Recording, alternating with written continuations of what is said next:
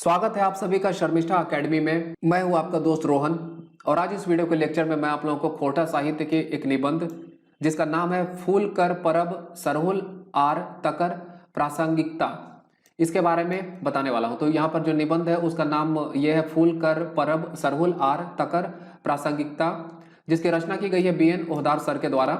सभ्यता और संस्कृति के विकास में परिवेश का बहुत योगदान होता है। तो कहीं पे भी अगर एक सिविलाइजेशन है और कल्चर है तो किसी भी तरह की जो सिविलाइजेशन और कल्चर है तो अगर वो डेवलप करती है तो उसके डेवलपमेंट के लिए एनवायरनमेंट बहुत ज़्यादा रेस्पॉन्सिबल है।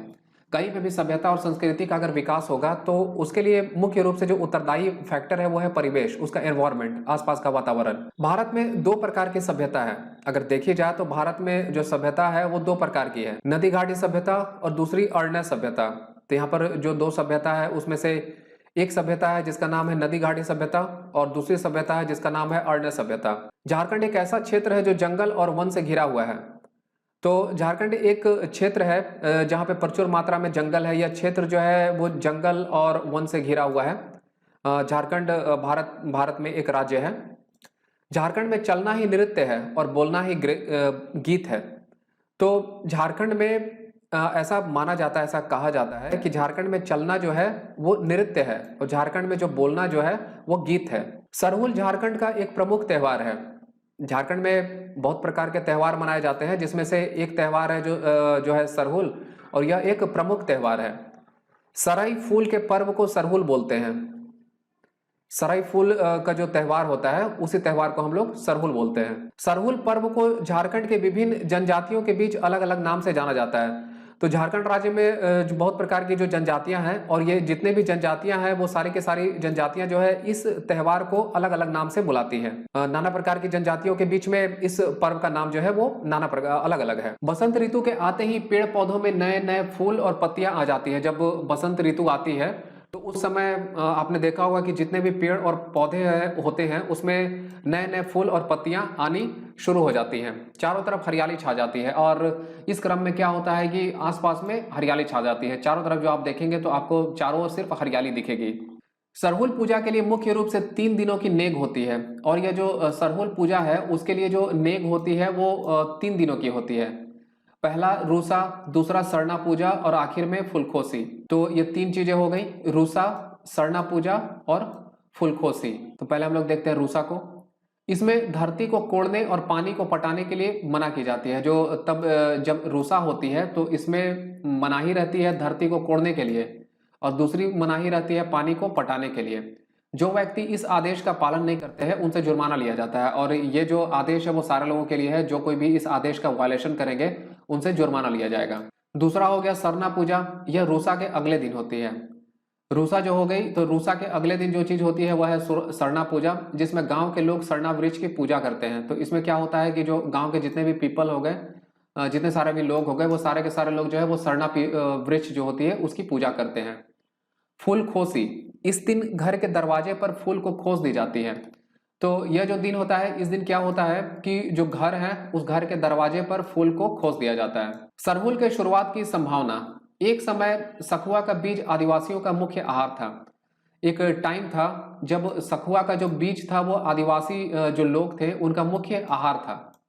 जिस स्रोत से भोजन मिलता है उसकी पूजा की जाती है और ऐसा है, ऐसा मान्यता है, ऐसा मतलब माना जाता है कि जिस सोर्स से भोजन मिलती है, जो फूड मिलती है उसकी पूजा की जाती है, ऐसे माना जाता है। इस प्रकार यह संभावना व्यक्त की जा रही है कि सरहुल के पर्व की शुरुआत हो गई। तो इस प्रकार इसका प्रेडिक्शन है कि इसी ढंग से जो है सरहुल पर्व की शुरुआत हुई होगी। सरहुल और पर्यावरण। प्रकृति में एक संतुलन बना हुआ है। यह जो नेचर है इस नेचर में एक बैलेंस बनी हुई है। ये जो बिल्कुल नेचर में बैलेंस बनी हुई है तभी नेचर जो है एक सही ढंग से चल रही है। आज इंसान के द्वारा प्रकृति में हस्तक्षेप किया जा रहा है, लेकिन आज जो सिचुएशन ऐसी आ गई है कि ह्यूमन बीइंग के द्वारा नेचर में इंटरफेयर किया जा रहा है। नेचर जो हो गया उसमें इंटरफेरेंस की जा रही है ह्यूमन बीइंग के द्वारा और वनों की कटाई की जा रही है। तो इंटरफेरेंस हो रहे हैं बहुत तरह के ह्यूमन एक्टिविटीज के द्वारा और वनों की कटाई की जा रही है। इसके अलावा और क्या हो रहा है कि इंसान जो है जंगलों को काट दे रहे हैं, जो वन है उसकी कटाई करते जा रहे हैं, जिसके कारण एक असंतुलन की स्थिति उत्पन्न हो गई है। तो ऐसे क्रियाकलाप हो जाने के कारण आज स्थिति क्या हुई कि एक असंतुलन, जो इम्बैलेंस की कंडीशन होती है, वो इम्बैलेंस की कंडीशन जो है वो बन चुकी है। आज परमाणु संकट से भी बड़ा संकट पर्यावरण का संकट है।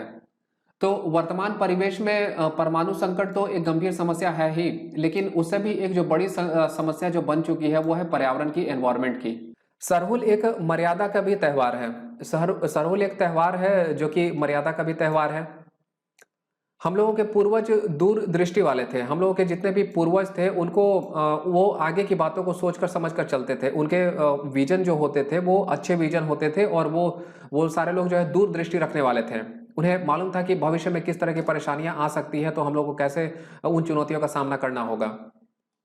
उन्हें मालूम था कि जंगल को काटने के साथ साथ उसे लगाना भी जरूरी है। तो जो पूर्वज लोग थे उन्हें मालूम है कि अगर जंगल की कटाई की जा रही तो उसको काटने के साथ साथ वहां पर जंगल में पेड़ों को लगाना भी बहुत जरूरी है, ताकि एक बैलेंस की कंडीशन जो है बनी रहे। जो हम लोग काट के हटा दे रहे हैं उसकी भरपाई की जाए।